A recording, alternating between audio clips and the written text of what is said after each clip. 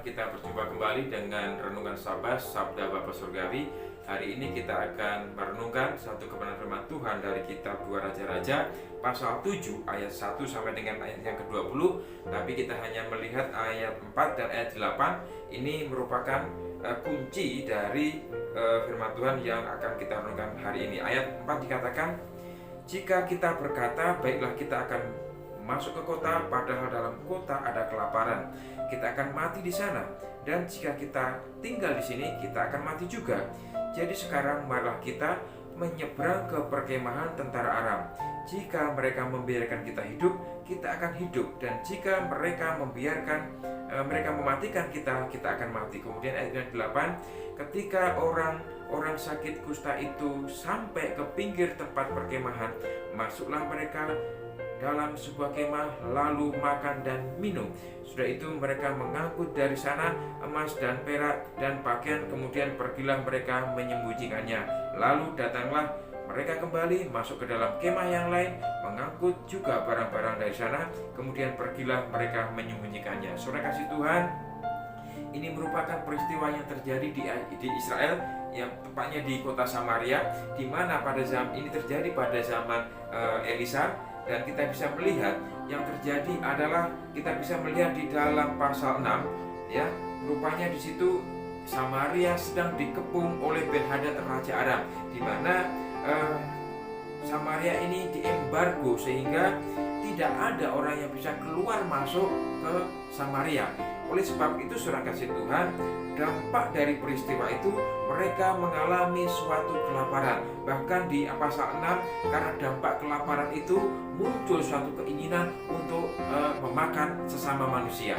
Saudara kasih Tuhan, bahkan juga kita bisa melihat di dalam pasal 7 ini, dan di ayat 4 dikatakan, ya, 4 orang yang sakit kusta ada di pintu gerbang. Berkatalah mereka seorang kepada yang lain, mengapa kita duduk-duduk di sini sampai mati? Perhatikan di surga Tuhan, kondisi yang dialami, kondisi kelaparan yang dialami oleh bangsa Israel, terutama di Samaria, ini berdampak juga kepada 4 orang kusta. Kita tahu bagaimana tradisi budaya pada waktu itu, jika ditemukan ada orang sakit kusta, mereka harus diasingkan dari keluarga mereka harus dikeluarkan dari kota, bahkan juga ditaruh di tempat pinggiran, sehingga mereka diasingkan agar tujuannya agar tidak menular. Karena penyakit kusta itu pada waktu itu dianggap suatu aib, ya, bahkan juga ya dianggap menular. Oleh sebab itu mereka diasingkan. Kita bisa melihat di dalam kitab Imamat pasal 13, ya, bagaimana kondisi orang kusta yang terjadi pada waktu itu, di mana di sisi lain, saudara kasih Tuhan, ketika Israel ke Samaria ini dalam kondisi kelaparan, keempat orang kusta ini terdampak juga, ya. Tetapi kita bisa melihat rupanya dampak dari embargo itu muncul suatu keinginan. Ya, kita lihat ayat 3, 4 orang sakit kusta duduk di pintu gerbang dan berkata, ya, mengapa kita duduk di sini saja sampai mati? Jika kita masuk ke kota, kita juga mati. Kita berdiri berada di tempat ini, kita juga mati.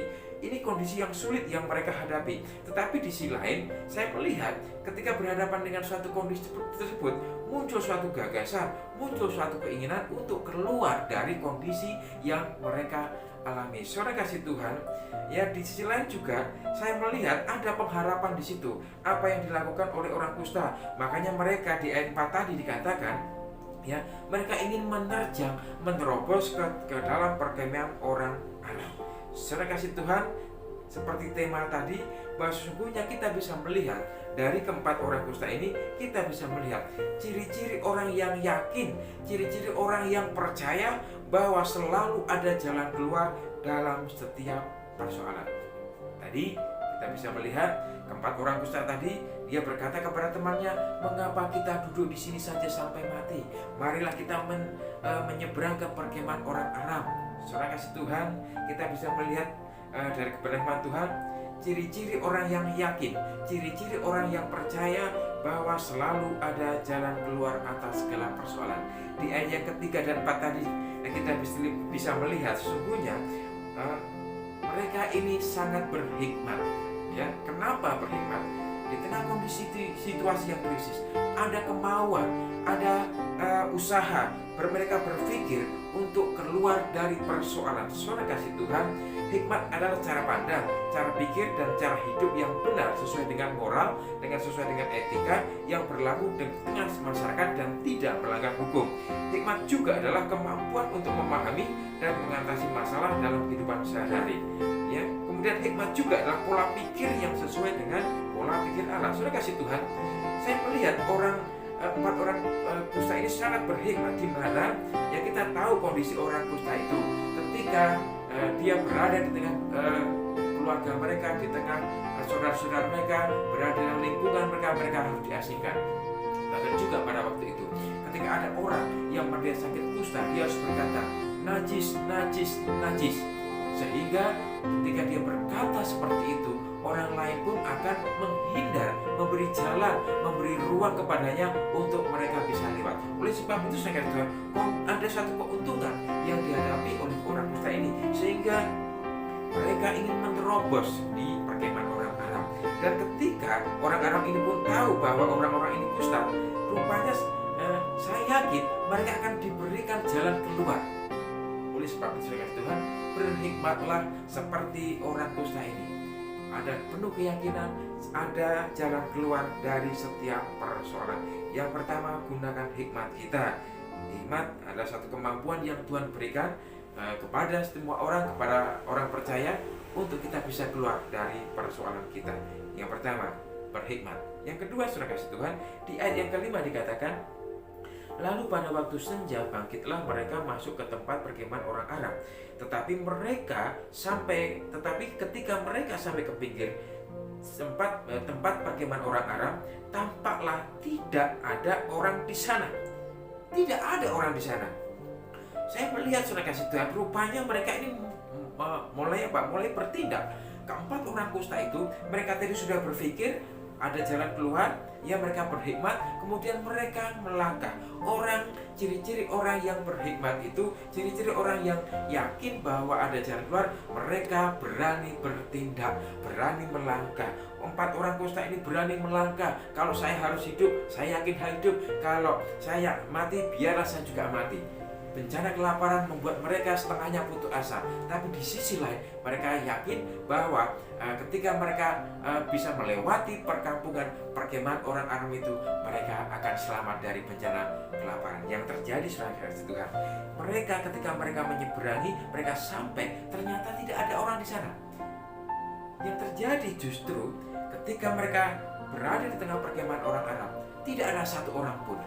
Saudara kasih Tuhan, rupanya di situ ya kita bisa melihat ayat 6 dan ayat 7 itu, ya rupanya Tuhan terus bekerja. Ya, kita bisa melihat ayat 6, sebab Tuhan telah membuat tentara orang Arab, ya saya ulang, sebab Tuhan telah membuat tentara Arab itu mendengar bunyi kereta kuda, bunyi tentara yang besar, sehingga berkatalah seorang pada yang lain, sungguhnya Raja Israel telah mengupah raja-raja Het, raja orang Misraim, melawan kita supaya mereka menyerang kita. Lalu karena itu bangkitlah mereka melarikan diri pada waktu senja. Perhatikan di situ ada waktu senja, ya. Ayat 5 tadi dikatakan juga, ayat 5 bagian terakhir, pada waktu di bagian A, pada waktu senja bangkitlah mereka masuk ke perkemahan orang Arab. Dan ketika orang Arab ini yang meninggalkan perkemahan itu juga pada waktu senja. Perhatikan di ayat 7, karena itu bangkitlah mereka melarikan diri pada waktu senja, meninggalkan kemah mereka. Perhatikan saudara Tuhan, rupanya ya Tuhan turut bekerja.